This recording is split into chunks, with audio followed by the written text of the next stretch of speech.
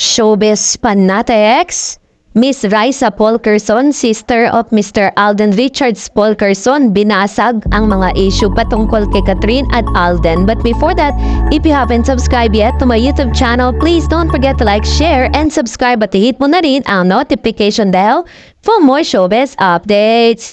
Bago tayo of course magpatuloy sa ating updates for today's video, nais ko po muna magpasalamat sa lahat ng mga legit viewers, subscribers at ang lahat ng mga legit na nagmamahal at sumusubaybay sa ating mga videos.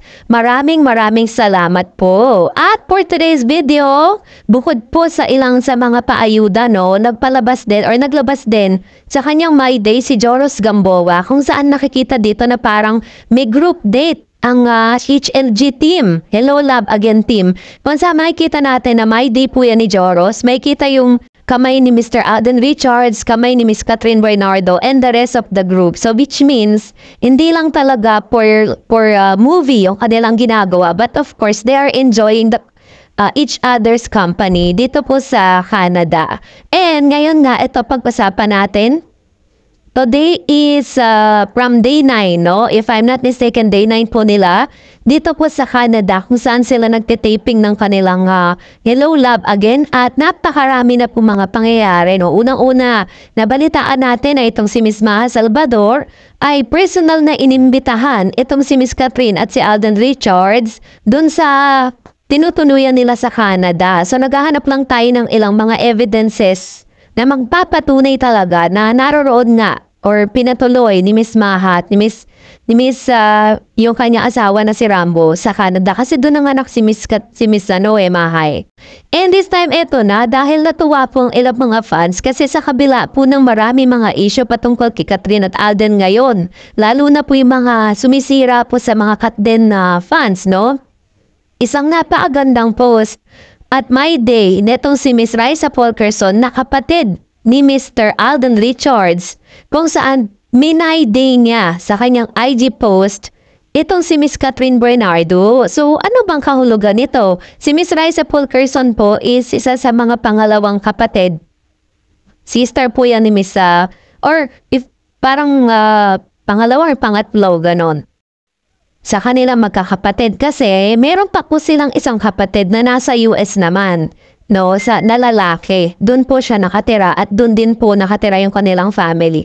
But anyways, eto na nga, si Miss Raisa Polkerson po is nag-post po siya sa kanyang My Day.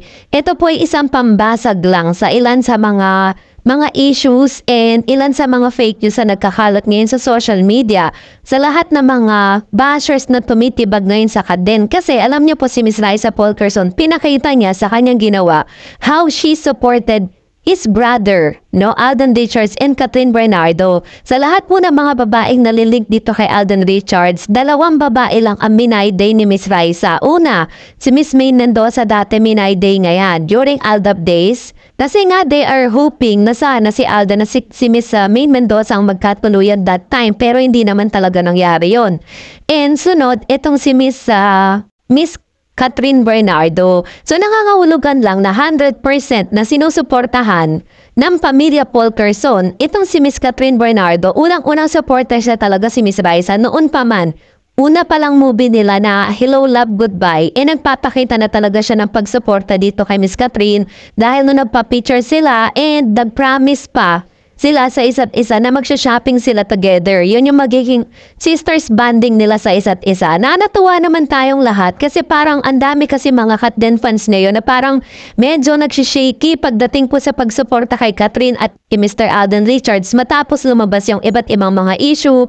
Tapos sinabayan pa ng isang hula na wala namang katotohanan, diba? Yung mga wild guess na nagpapalito po sa ilang mga supporters po ng Katden. So this time, sinolidify ni Miss Raisa Polkerson yung ito pong kumbaga parang yung good na relationship yung between Kathryn and Alden Richards. So kayo na lang po ang humusga dahil I am here para ibigay lang sa inyo yung mga latest updates patungkol sa dalawang ito.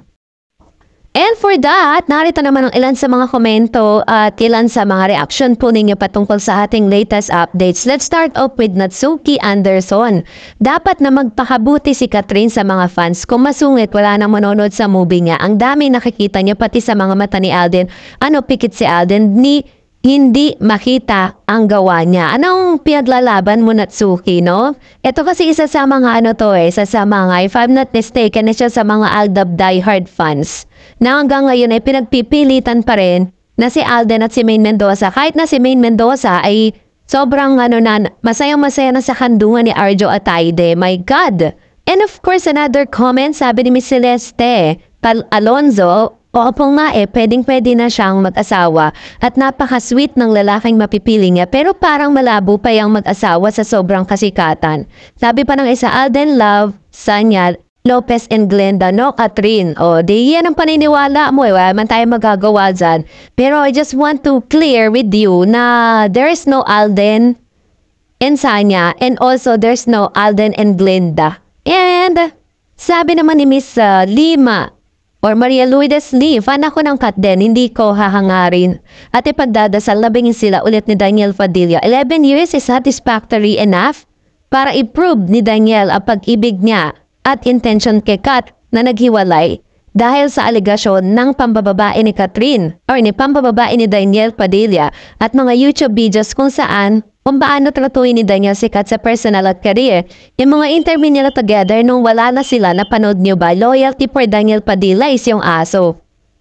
And kahit man lang for publicity or out of respect, out of friendship, sinabi niya, si Kat diba, simple para sa iba yung interview na yun, pero makahulugan. I firmly believe na matalino si Kat. So, yun po yung kanyang parang assumption patungkol po dun sa isang interview sa kanila ng parang pep yata yun na parang yun nga yung pinili ni Mr. Daniel Padilla. Pero ang alam ko kasi during those times, yun po yung teleserye nilang Too Good to Be True. Talagang on the rock na po yung kanilang relationship that time. Kaya ganun na rin talaga yung sagot sa kanya ni Daniel.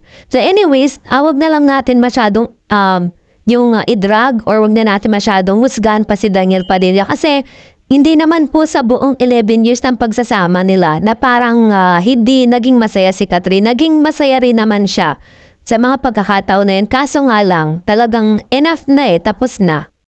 And again, Mr. Renato Science said, meron sariling lakad yung dalawa kaya hindi mo makikita sa video lakad nila ni Mama Ten at Laysam. Doon sa Pinoy Food Festival event na pinuntahan ng group or team ng HLA, si Kat at Alden pumunta sa isang Pinoy bake shop at kumain doon yung dalawa. Yan ang mga videos na naka-white long sleeve and white trouser si Kat at si Alden naka-gray, yung nagsasalita naka-red shirt guy pa yan. Po ang owner sa bake shop na yon at kinain nilang dalawa empanada at nasarapan talaga yung dalawa. Yun yung video na latest videos nila So ibig sabihin pala, ano talaga nila yon, date nila yon, no? And sabi pa dyan, pinag-take out pa sila ng owner at on Tuesday, babalik ulit sila dyan sa lugar na yan to eat empanada again. Kaya abangers na kayo, Miss Dar. And sa Tuesday, merong maganda at memorable date na naman ang Kat din. Ayun. So, abangan natin yan kasi ihahatid ko po sa inyo yung mga videos na yan. Kasi Pilipino rin kasi yung may-ari ng restaurant na yon. Kaya talagang syempre, susuportahan niya ni Catherine at ni Alden Richards. And we are happy na may mga ganong klase ng business sa Canada na very successful at marami mga Pinoy na talagang sumusuporta po sa mga ganitong klase ng negosyo sa ibang bansa. Kaya naman, abang-abang lang tayo para sa napakagandang updates na ito. And of course, sabi po ng isa pang user, Amelita Nodalo, tama po kay Miss Dar, ang hinahangaan ko kay Kat, pag tumulong hindi kailangang ipamalita. Diyan ako saludo sa kanya. And Mr. Dennis Limpin, sana nga po magkatuluyan na ang Kat din kasi sigurado tatawanan ako ng mga anak ko. Kasi alam nilang solid Kat din ako ngayon lang ako humanga sa mga artista na ganito. Ayan. Thank you po Sir Dennis or sino man po yung kanyang pangalan kasi ginagamit niya lang Dennis Limpin. And sabi nga natin, we are supporting Alden Richards and Catherine Bernardo na maging sila. Sinusuportahan natin sila dahil sa mga magagandang bagay. So, that's it for today. For more videos and updates, please don't forget to like and subscribe. And please don't forget to follow my Facebook page, Dar LCB. God bless everyone!